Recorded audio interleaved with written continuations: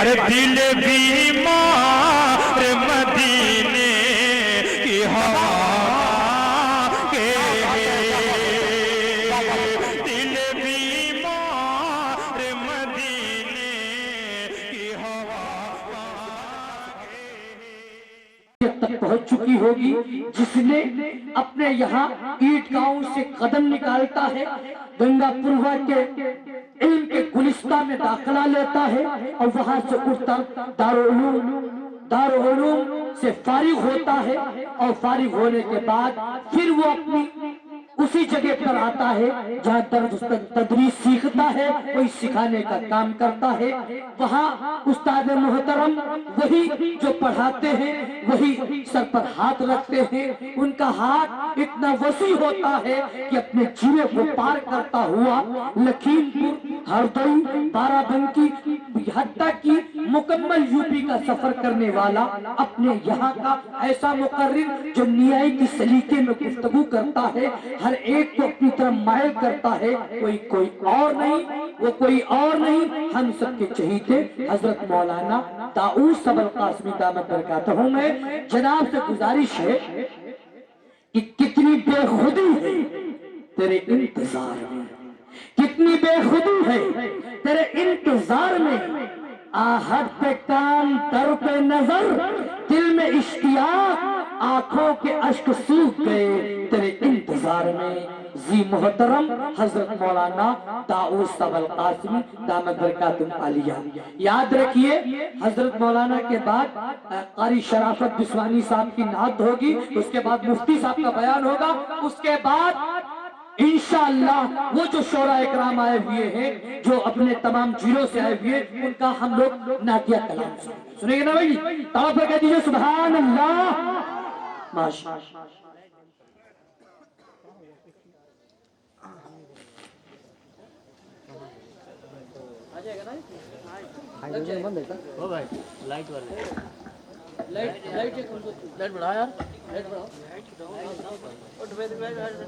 نشهد أن لا إله إلا الله وحده لا شريك له ونشهد أن وسندنا مولانا محمدا بارك وسلم تسليما كثيرا كثيرا أما بعد فأعوذ بالله من الشيطان الرجيم بسم الله الرحمن الرحيم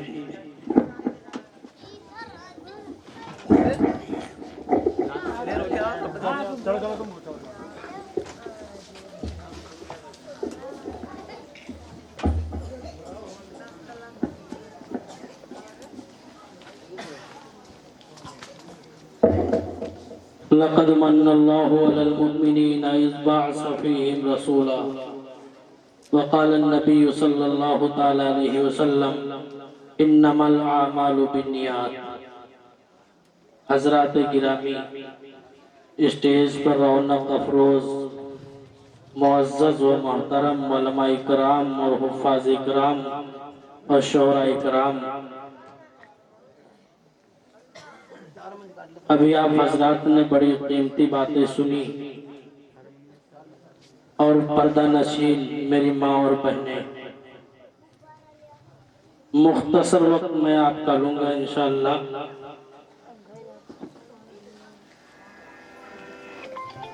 حضرات گرامی،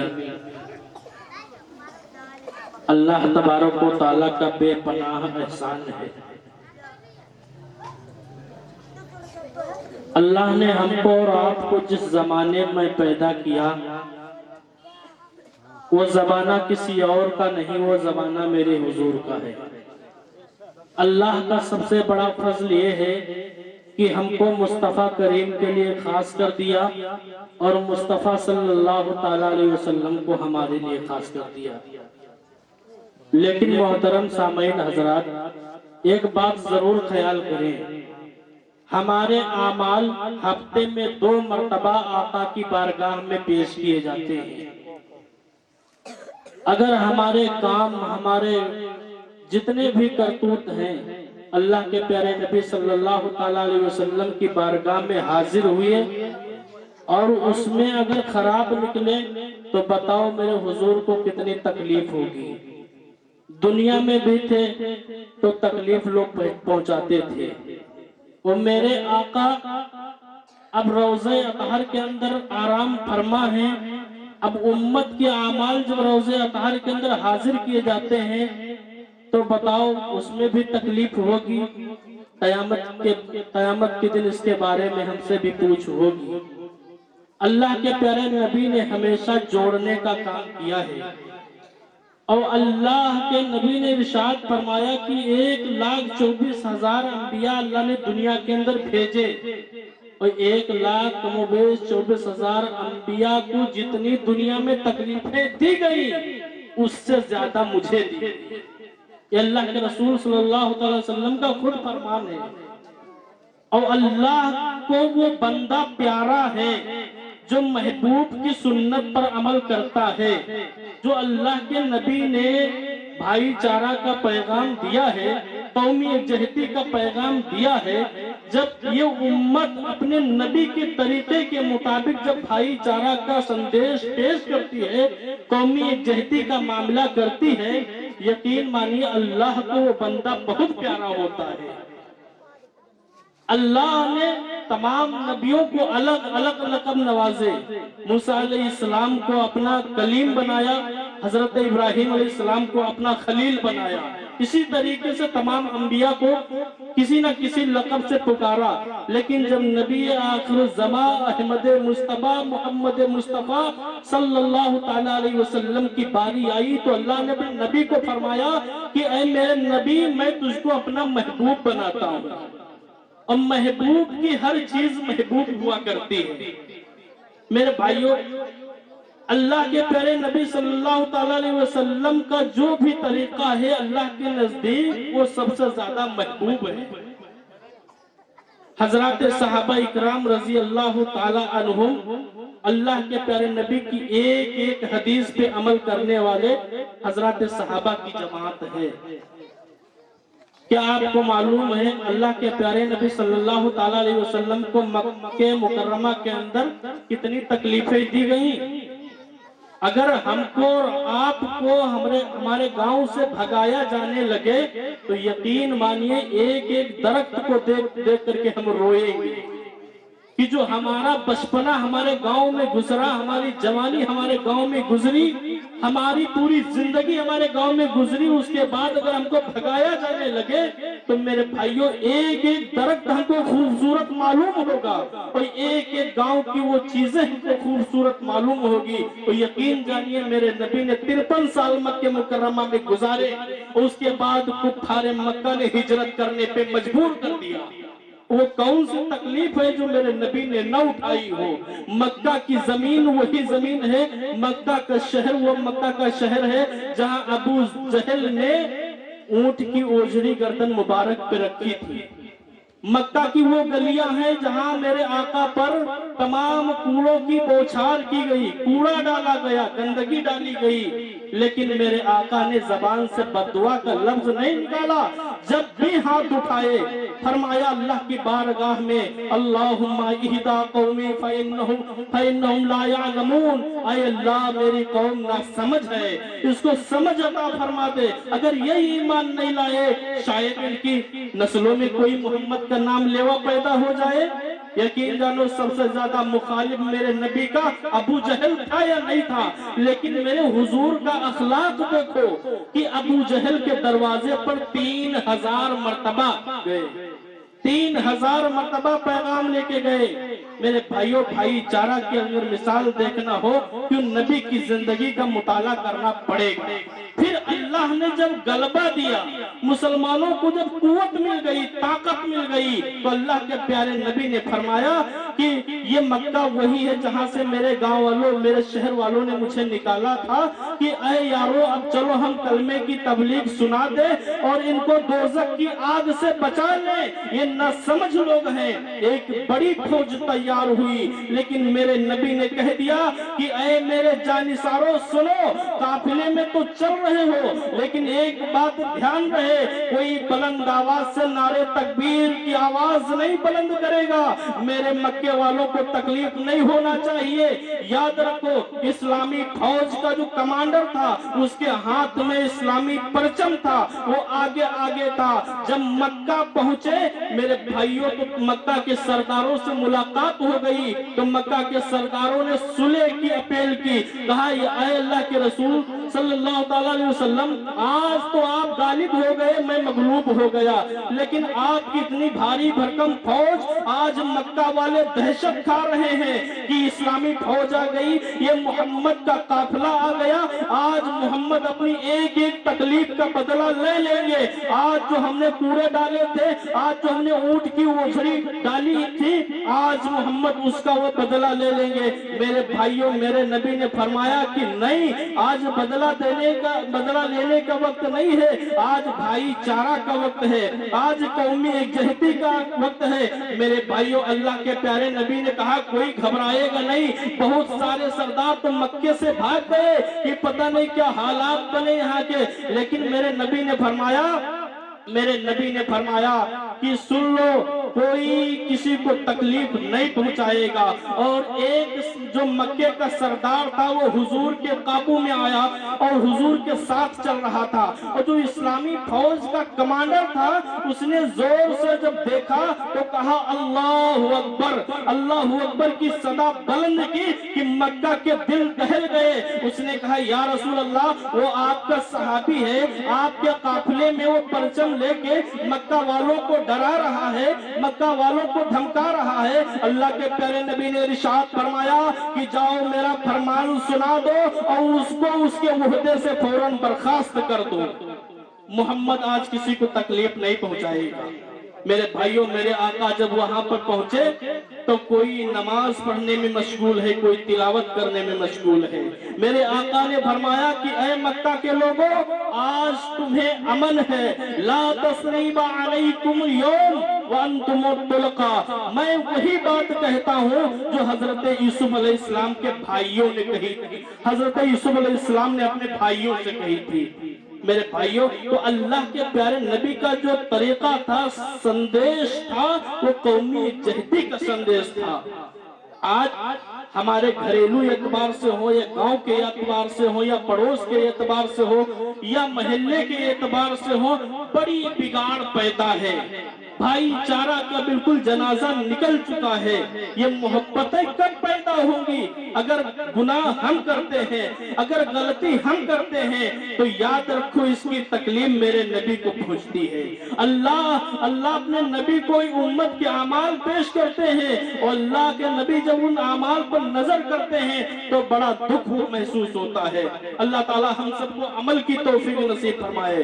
آج چاہے ہمارے گھریلو اعتبار سے ہو اور چاہے سماج کے اعتبار سے ہو اور چاہے بیوی اور بچوں کو اعتبار سے ہو, چاہے ہمارے والدین کے اعتبار سے ہو, ایک بار اللہ کے پیارے نبی کی خدمت میں ایک غیر مسلم لڑکی آئی اور اس کے سر پہ دوپٹہ نہیں تھا. اللہ کے پیارے نبی نے ارشاد فرمایا کہ صحابہ کی جماعت, یہ بیٹی ہے, اس کے سر پہ دوپٹہ ڈال دو. تو صحابہ نے فرمایا, ان میں کچھ لوگوں نے کہا کہ اللہ کے نبی یہ غیر مسلم کی بیٹی ہے. اللہ کے نبی نے ارشاد فرمایا کیا ہوا, بیٹی بیٹی ہوا کرتی ہے, چاہے وہ مسلمان کی ہو چاہے وہ غیر مسلم کا ہو. میرے بھائیوں اللہ کے پیارے نبی کی بات بدل نہیں سکتی, جھوٹی نہیں ہو سکتی ہے. یقین جانو وہ کامیاب جماعت صحابہ کی تھی, اور آج ہم امتی ہونے کا دعویٰ تو کرتے ہیں لیکن عمل کا جب وقت آتا ہے تو ہم کترا جاتے ہیں. یاد رکھو اگر گھر میں 4 لڑکے ہیں اور دو باپ کی مرضی کے مطابق کام کرتے ہیں اور 2 اپنی مرضی کے مطابق کام کرتے ہیں تو باپ کن کو زیادہ چاہے گا؟ جو باپ کی مرضی کے مطابق کام کریں گے. اور جو اپنی مرضی کے مطابق کام کریں گے باپ کے اندر تھوڑا محبت کم ہوگی, کیونکہ وہ تو منمانی کر رہا ہے, وہ میری تو سن ہی نہیں رہا ہے. میرے بھائیوں یاد رکھو جو رب مانی کرے گا اللہ کا بھی پیارا ہوگا, اللہ کے نبی کا بھی پیارا ہوگا. یاد رکھو اللہ کے نبی نے جوڑنے کا کام کیا ہے, اب وہ جڑے گا کیسا؟ اللہ نے ایک اصول بنا دیا ہے کہ اگر اینٹا جوڑنا ہو تو سیمنٹ کی ضرورت پڑے گی, اور اگر کاغذ کاغذ جوڑنا ہو تو اس کو لئی کی ضرورت پڑے گی. اب وہ سیمنٹ سے کاغذ نہیں جڑے گا.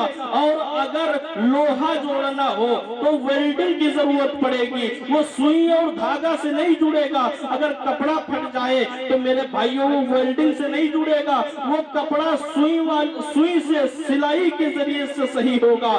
لیکن اللہ اکبر, اگر یہ دل ٹوٹ جائے تو دل والا نسخہ کہاں ملے گا؟ وہ سرکار کی بارگاہ میں ملے گا, اور بارگاہ رسالت سے وہ نسخہ مصطفیٰ والے ہی تلاش کر پاتے ہیں. میرے بھائیوں, اللہ کے پیارے نبی نے ارشاد فرمایا کہ جب دل ٹوٹنے کا نسخہ تلاش کرنا ہو تو آؤ مصطفیٰ کی عدالت پر نظر ڈالو, تو اس میں ملے گا کہ افشوا السلام بینکم, کہ سلام اپنے اندر عام کرو, محبت بڑھ جائے گی. چاہے جتنا آدمی کٹر دل کا ہو, یاد رکھو جب اس سے تم کہو گے السلام علیکم ورحمت اللہ وبرکاتہ, میرے بھائیوں اس کا دل فوراً نرم ہو جائے گا, وہ بھائی چارگی کے لیے تیار ہو جائے گا. ہم اسلام پہ عمل تو کرتے ہیں, اسلام ظاہر تو کرتے ہیں, لیکن اسلام پیش نہیں کر پا رہے ہیں. جو اسلام کی حقیقت ہے ہم سے پیش نہیں ہو پا رہی ہے. اسلام تو ہم ظاہر کر رہے ہیں, لیکن جس طریقے کے اللہ کے نبی نے اسلام کو پیش کیا ہے ہم پیش نہیں کر پا رہے ہیں. میرے بھائیوں, اللہ کے پیارے نبی صلی اللہ تعالیٰ علیہ وسلم جس طریقے سے نمازیں پڑھتے تھے, صحابیات نمازیں پڑھتی تھیں, لوگ کہتے ہیں کہ ہم ویسی کہاں پڑھ پائیں گے, ہمیں بھی خود معلوم ہے, ہمیں بھی خوب معلوم ہے کہ ہم نہیں پڑھ سکتے ہیں, لیکن ہم مصطفیٰ کریم کے غلام ہیں, ہم نقل تو کر ہی سکتے ہیں. نقل کر سکتے ہیں یا نہیں کر سکتے ہیں؟ میرے بھائیوں, اگر ہم مصطفیٰ کی سنت پر ہم عمل کریں گے تو ہماری زندگی کا ایک ایک دن, ہماری زندگی کا ایک ایک لمحہ سمجھ لیجئے اللہ کے یہاں قبول اور مقبول ہوگا. ہم اگر اللہ کے رسول صلی اللہ تعالیٰ علیہ وسلم کی سنت کے مطابق رشتے کریں, شادیاں کریں, تو یاد رکھو نسلیں بڑی اچھی ہوا کرتی ہیں. یہ دور صحابہ سے ہی چلا آیا ہے, اور جن لوگوں نے اللہ کے رسول کی سنت کے مطابق رشتہ کیا ہے تو اللہ نے ان کا بہت ہی زیادہ اچھا خاندان بنایا ہے. اب وہ کیسے اللہ کے نبی صلی اللہ علیہ وسلم کی بارگاہ میں آؤ تو بڑا بے ساختہ نظر آئے گا. ایک نوجوان تھا جو دریا کے کنارے کنارے چل رہا تھا, اور دریا میں دیکھا, نہر کے اندر دیکھا کہ ایک بہت خوبصورت پکا سیب جا رہا ہے, بہت پکا خوبصورت سیب جا رہا ہے. اٹھا کے کھا لیا.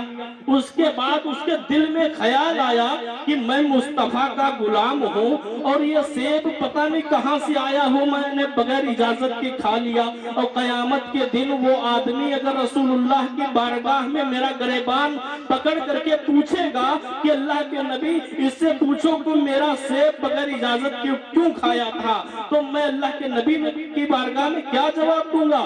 لہٰذا وہ دریا کے کنارے کنارے واپس پھر چلا, اور دیکھا کہ راستے میں ایک باغ ہے سیب کی. سمجھ گیا کہ یہ باغبان کی باغ ہے, اور گیا اس کا گھر تلاش کر کے. کہا بھائی صاحب یہ باغ آپ کی ہے؟ اس نے کہا جی ہاں یہ باغ میری ہے. تو کہا بھائی صاحب آپ کی بغیر اجازت کے میں نے ایک سیب کھا لیا ہے, اب بھوک لگی تھی, مجھے معاف کر دیجئے یا تو اس کی قیمت لے لیجئے. اس نے کہا ہرگز معاف نہیں کرتا, نہ تو قیمت لیتا. قیامت کے دن رسول اللہ کی عدالت میں یہ فیصلہ ہوگا. میرے بھائیوں, اگر ہمارا اور آپ کا معاملہ ہوتا تو میں کہہ دیتا کہ لینا ہو قیمت لے لو, ورنہ جا کے رپورٹ لکھا دو, ورنہ جا کے فیصلہ کراؤ, میرے سے کوئی مطلب نہیں. وہ تو سچا پکا مصطفیٰ کا غلام تھا. جب اتنا سنا کہ وہ انکار کر دیا ہے اور مقدمہ رسول اللہ کی بارگاہ میں داخل ہوگا, وہ زار و قطار رونے لگا. اس نے کہا کہ میرے بھائی یا تو معاف کر دو یا تو اجرت لے لو. لیکن اس نے کہا کہ نہیں, میری ایک شرط ہے کہ تم میرے یہاں میری غلامی کرو, اور میری ایک لڑکی ہے جو اندھی بھی ہے اور بہری بھی ہے, جو لولی بھی ہے, لنگڑی بھی ہے, اس سے نکاح کر لو. تو اس نے کہا چلو خیر ٹھیک ہے, اس کا بوجھ اٹھانا تو ٹھیک ہے, لیکن قیامت کے دن رسول اللہ کی بارگاہ میں رسوائی حاصل کرنا میرے بس کی بات نہیں ہے. یہ مصطفیٰ والے ہی کام کر سکتے ہیں. میرے بھائیوں, تو اس آدمی نے کہا کہ میری لڑکی लंगड़ी है, लूली है, बहरी है, हर एतबार से अपाहिज है। उसने कहा कोई बात नहीं है, मैं रिश्ता करने के लिए तैयार हूँ, मैं आपकी गुलामी अख्तियार करने के लिए तैयार हूँ। उसने कहा ठीक है करो। मेरे भाइयों तय हो गया, गुलामी करने लगा, वहीं रहने लगा। अब लड़की से निकाह हो गया। उसने कहा चलो भाई ये तो समझ लीजिए जिंदा मुर्दा है, इसका बोझ उठा लेंगे। निकाह हो गया। रात में जब मियाँ बीवी मुलाकात हुई तो देखते हैं कि बीवी बहुत खूबसूरत है, हाथ भी मौजूद है, आंखें भी मौजूद है, मुंह भी मौजूद है, पैर भी मौजूद है, सारी चीजें दुरुस्त है, आलिमा है, हाफिजा है, रसूलुल्लाह की सुन्नत पर अमल करने वाली है, तहज्जुद पढ़ने वाली है, कुरान पढ़ने वाली है। वो डर गया, पूछने लगा अपनी बीवी से, मोहतरमा तुम कोई दूसरी तो नहीं हो, क्योंकि तुम्हारे बाप ने तो मुझे वो पहचान तो दूसरी बताई थी। मेरे मालिक ने तो कहा था कि मेरी बेटी आंख से अंधी है, पैर से लंगड़ी है, हाथ से लूली है, मोहतरमा कोई दूसरी तो नहीं हो। बेटी ने कहा नहीं मैं दूसरी नहीं हूँ। खैर रात गुजरी, सुबह होते होते मालिक के पास गया और कहने लगा जनाब आपने तो ये पेशीन गोइया दी थी, ये आपने कहा था, और बेटी तो बहुत ही अच्छी है आपकी, तो उसके हाथ भी हैं, पैर भी हैं, आंखें भी हैं। मेरे भाइयों उसने कहा, बाप ने कहा जिसने परवरिश की थी उसकी 18 साल तक, जिसने उसकी 20 साल तक परवरिश किया था, जिसने उसको कुरान पढ़ाया था, जिसने उसको हिफ्ज़ पढ़ाया था, जिसने उसने अल्लाह वाली बनाया था, जिसने उसको मुस्तफा का गुलाम बनाया था, उसने कहा कि ऐ नौजवान याद रखो जैसा कि तुमको मुस्तफा करीम की सुन्नत की तलाश थी, ऐसे ही मुझे कोई मुस्तफा के गुलाम की तलाश थी। मेरे भाइयों मुस्तफा के गुलाम की तलाश थी। फिर उसकी नस्ल में बरकत ये हुई कि आज हम जिस इमाम को मान रहे हैं, जिसको हम कहते हैं इमाम आजम अबू हनीफा रहमतुल्लाह अलैह, उनके एक बच्चा पैदा हुआ जो वक्त का सबसे बड़ा इमाम बना। मेरे भाइयों और मेरी माँ बहनों, जब औलाद की परवरिश अच्छी होती है तो नस्लें भी अच्छी हुआ करती हैं। अरब का एक मुफक्किर लिखता है और अपने बेटे से कहता है कि मेरे बेटे मैंने तुम पर सबसे पहला एहसान किया है, मैंने तुम पे सबसे पहला एहसान ये किया कि मैंने तुम्हारे लिए अच्छी माँ को तलाश किया। मैं उस बेटे ने कहा अरे अब्बा जान मेरी माँ को आपने कैसे अच्छा तलाश किया? तो कहा सुनो, अगर मैं चाह लेता तो किसी तवाइफा से निकाह कर लेता, अगर मैं चाह लेता तो किसी गली में घूमने वाले से निकाह कर लेता, अगर मैं चाह लेता तो किसी अय्याशा किसी बेफाहिशा से निकाह कर लेता, लेकिन सबसे बड़ा एहसान ये है कि मैंने जो तेरी माँ को तलाश किया वो कुरान पढ़ने वाली थी, वो हदीस पढ़ने वाली थी, वो रसूलुल्लाह पर तस्बीह पढ़ने वाली थी, वो अल्लाह से डरने वाली थी। मेरे बेटे जब तेरी माँ नेक निकली तब बेटा भी नेक निकला। मेरे भाइयों और मेरी माँ बहनों, आज मियाँ बीवी का भी सुकून अलग हो गया है। जो सुकून होता वो सुकून नहीं रहा।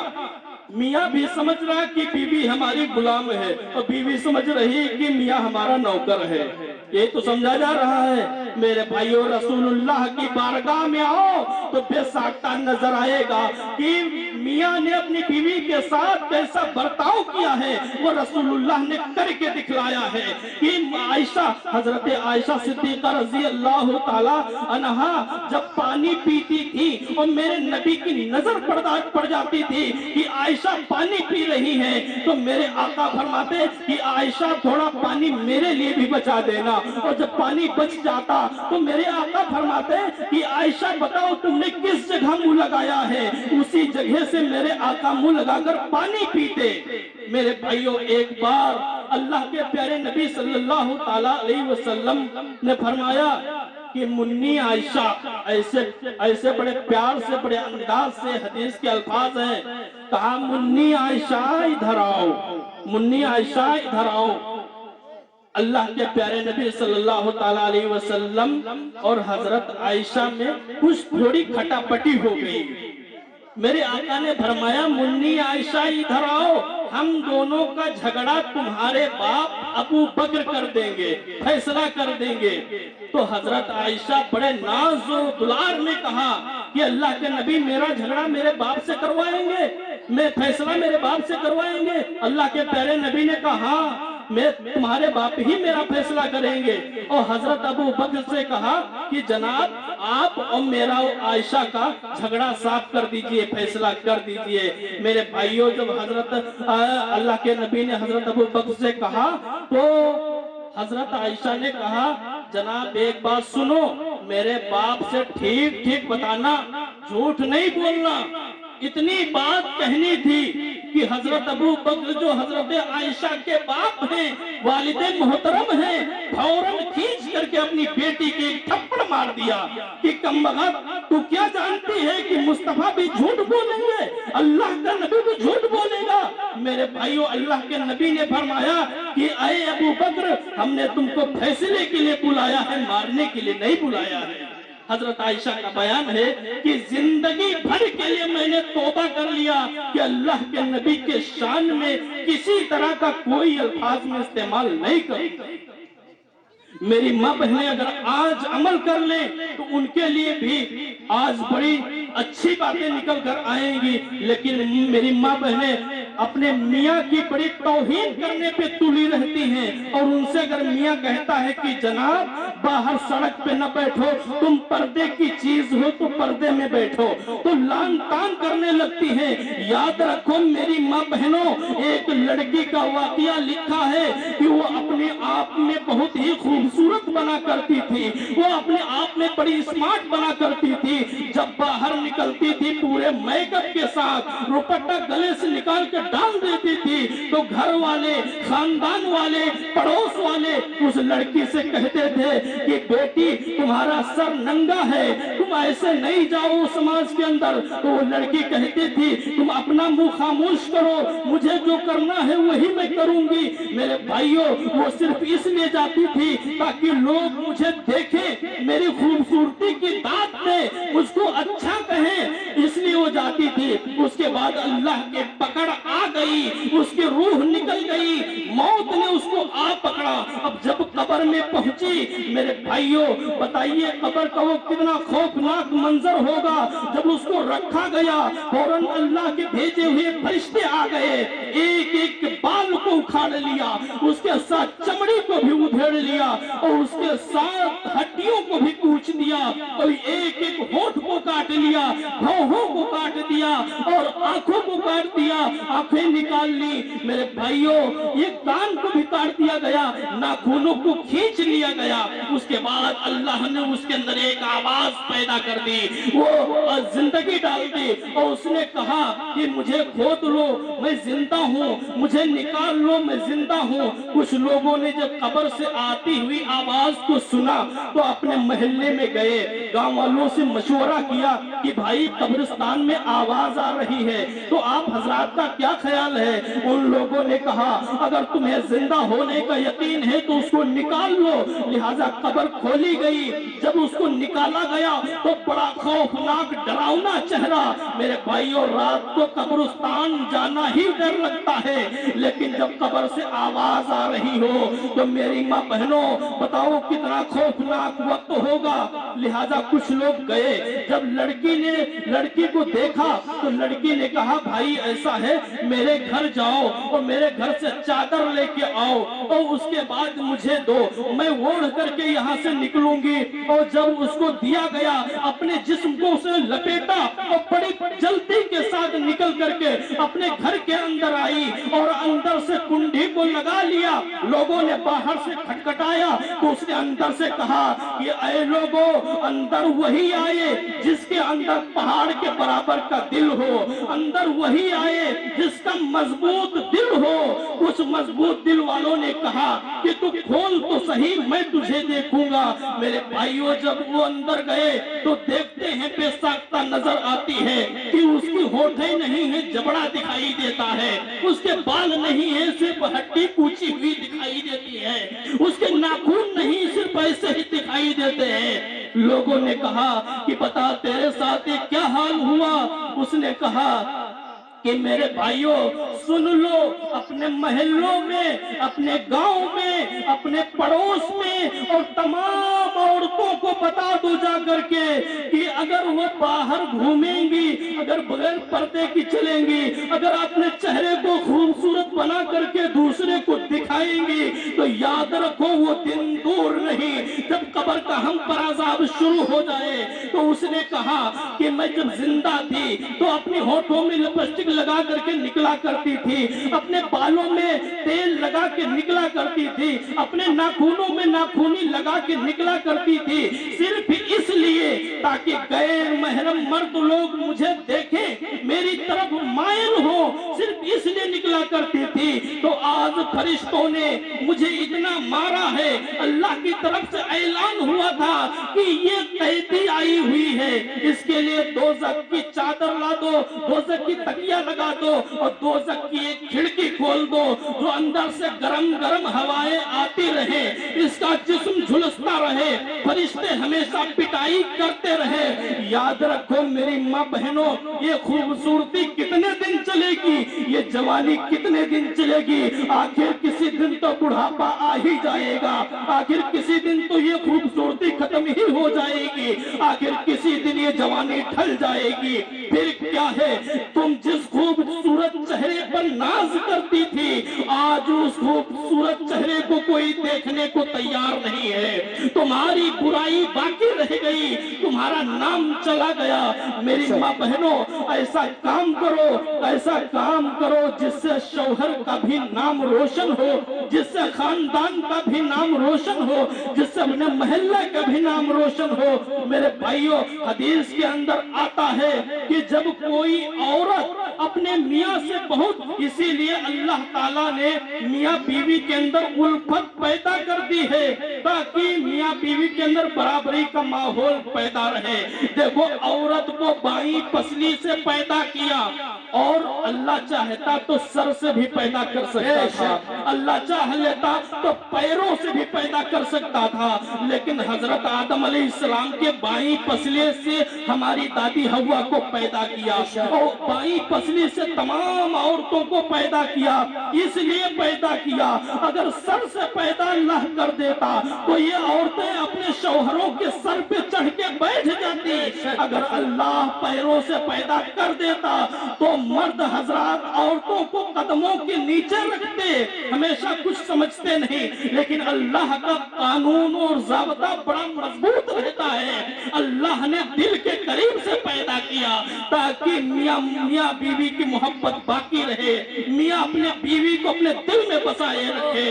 میرے بھائیوں, آپ بھی, یہ عورت آپ کی خادمہ نہیں ہے, آپ کی شریک حیات ہے, آپ کی شریک حیات ہے. روایت کے اندر آتا ہے جو میاں بیوی پاس پاس بیٹھتے ہیں, میاں اپنے بیوی کی طرف, بیوی اپنے میاں کی طرف, ایک دوسرے کو محبت کی نظر سے دیکھتے ہیں, یاد رکھو اللہ ان دونوں کو رحمت کی نظر سے. سبحان اللہ, نعرہ تکبیر, آپ بلند کر کے لگائیں یار, نعرہ تکبیر, نعرہ تکبیر. حضرت مولانا داؤد صاحب قبلہ, مدرسہ نور العلوم, مدرسہ نور العلوم راجہ پور, سرزمین راجہ پور. نعرہ تکبیر. آگے سے پیچھے تک لوگ ہاتھ اٹھا کے دیجئے سبحان اللہ. اور میری ماں بہنیں, ایک بات یاد رکھیں, بہت ماں بہنوں کی عادت یہ ہوتی ہے کہ کسی کا شوہر اگر بیچارہ سیدھا بیدھا ہو تو اپنے شوہر کا سدھاپا کا ناجائز فائدہ اٹھاتی ہے. یاد رکھو, ناجائز فائدہ اٹھانے والی عورتوں کی جماعت سن لو, یہ دنیا کی زندگی چند منٹ کا نام ہے. ایک واقعہ لکھا ہے, علماء نے لکھا ہے کہ ایک آدمی بہت ہی زیادہ बहुत ही ज्यादा सीधा बीधा मिजाज का आदमी था, और वो बेचारा, उसका रिश्ता हो गया, घर वालों ने तय कर दिया, और लड़की ने भी नहीं देखा और न लड़के ने देखा, बगैर देखे रिश्ता हो गया। अब वो लड़का सीधा बीधा था, हालांकि होशियार था। उसके बाद जब रिश्ता हो गया, वो लड़की उस लड़के के घर आई तो लड़की के अंदर एक बात समझ में आई। उसने सोचा कि ना अकल है ना शक्ल है। लड़की खूबसूरत थी, लड़का बेचारा काला था, लेकिन लड़की ने कहा, अपने नाज में आकर के अपने शौहर पे लानत करने लगी, कहा ना अकल है ना शक्ल है।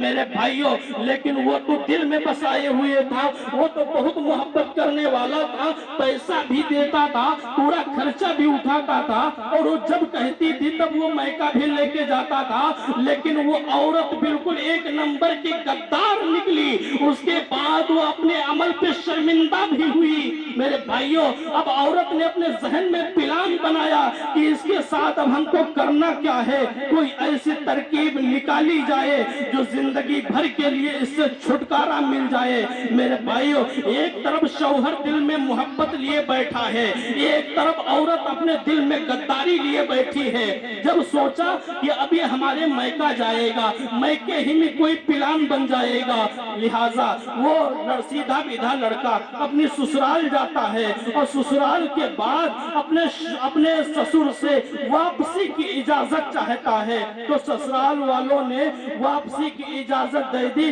कि जाओ बेटा, आराम से अपने घर ले जाओ, दुआ दे के भेज दिया।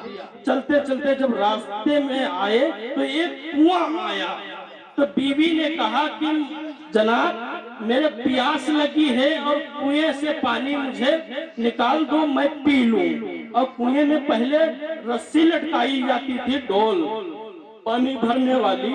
कहा जनाब, पानी निकाल दो, मैं पी लूं, मैं बहुत प्यासी हूँ। वो बेचारा बहुत अच्छा लड़का था, उसने कहा ठीक है मोहतरमा, आप तशरीफ रखें, मैं अभी निकाल देता हूँ। और जैसे ही डोल को उसने खींचना शुरू किया, कुएं के पास गया, बस उस औरत के अंदर, उस लड़की के अंदर शैतान ने वसवसा डाला कि इससे अच्छा कहीं मौका तुझे नहीं मिलेगा, यही इसकी जिंदगी का खात्मा करने का दिन है, चल जल्दी कर वरना मौका हाथ से निकल जाएगा।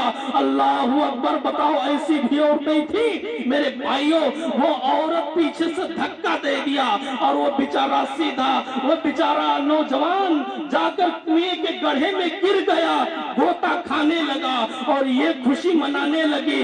उसके बाद दिल में सोचा, मैं अब क्या करूं, मेरे घर वाले भी पूछेंगे तेरा शौहर कहाँ है, मेरे ससुराल वाले भी पूछेंगे तेरा शौहर कहाँ है, सारे लोग पूछेंगे तेरा शौहर कहाँ है, मैं क्या कह दूंगी। चलो कोई ऐसा इंतजाम करते हैं, कोई जुगाड़ बना लेते हैं जो बहाना हो जाए। मेरे भाइयों, औरत ने औरतों वाला मकरो फरेब शुरू कर दिया, वो वाइना शुरू कर दिया और कहने लगी कि बहुत अच्छे थे, बहुत अच्छे थे, कहीं छोड़ के भाग गए। ये कहते कहते अपने घर पहुंच गई रोते रोते। मेरे भाइयों, जब उसका घर आया, उसके बाप से मुलाकात हुई, माँ से मुलाकात हुई और कहने लगी, अब्बा जान, किसके साथ आपने मेरा रिश्ता कर दिया था, वो इतना जालिम निकला कि मुझे अकेले जंगल में छोड़ के और पता नहीं कहां चला गया। और उसके दिल में ये ख्याल था वो तो डूब के मर गया होगा, वो तो डूब के उसकी जिंदगी का खात्मा हो चुका होगा। आपने बाप से कहने लगी, किसके साथ आपने मेरा रिश्ता कर दिया था, वो जालिम था, वो इतने खौफनाक जंगल में छोड़ के मुझे अकेला चला गया। मेरे भाइयों, उसके घर वाले गुस्से पे गुस्से कि जालिम कहाँ चला गया, आए तो उसकी चमड़ी खींच लूं, आए तो उसको खूब पीट लूं। मेरे भाइयों, इत्तेफाक की बात, अल्लाह जिसकी हिफाजत करता है कोई उसको मार नहीं सकता है, और जिसको अल्लाह मारना चाहेगा उसको कोई जिंदगी नहीं दे सकता है। मेरे भाइयों, वो नौजवान रस्सी के सहारे से तैरता रहा, उसके बाद धीरे धीरे वो निकल आया। तो जब निकल के बाहर आया तो सोचा कि चलो अपनी बीवी ही के पास चलते हैं। बताओ, कोई वो कितना रहम दिल आदमी था, कोई और होता तो कहता चलो इसको तलाक दे दे, इसको छोड़ दे। اس پر مقدمہ درج کر دے یا اس کو وہاں سے بہانے سے لے آئے اور اس کی گردن کاٹ دے. لیکن وہ نوجوان وہ نبی کا عاشق تھا, وہ نبی کا سچا پکا شیدائی تھا.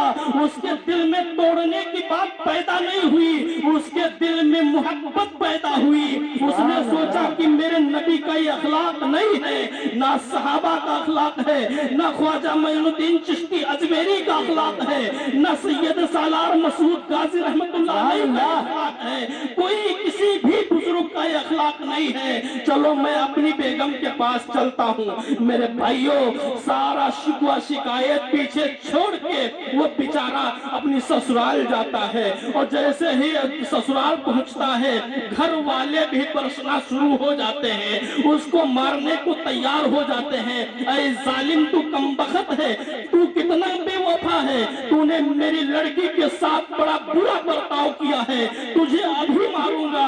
لیکن وہ نوجوان چاہتا تو راز پھاش کر سکتا تھا, وہ نوجوان چاہتا تو اپنی بیگم کی شکایت کر سکتا تھا. لیکن کہا کہ میرے ابا آپ مجھے معاف کر دیجئے, مجھ سے غلطی ہو گئی ہے, مجھ سے غلطی ہو گئی ہے, میری بیگم کو میرے حوالے کر دے, میں گھر لے جانا چاہتا ہوں. لہذا گھر والوں نے اس کے ساتھ بھیج دیا. بتاؤ, اب راستے میں وہ کہتا ہے بیگم میں تم سے غصہ نہیں ہوں, میں تم سے غصہ نہیں ہوں, میں غصہ اس عمل سے ہوں جس کو شیطان نے تم کو کرنے کے لیے حکم دیا تھا. میرے بھائیوں, کچھ نہیں, اللہ والی سمجھ کر کے, اللہ کی بندی سمجھ کر کے معاف کر دیا تھا, اللہ کی بندی سمجھ کر کے معاف کر دیا تھا.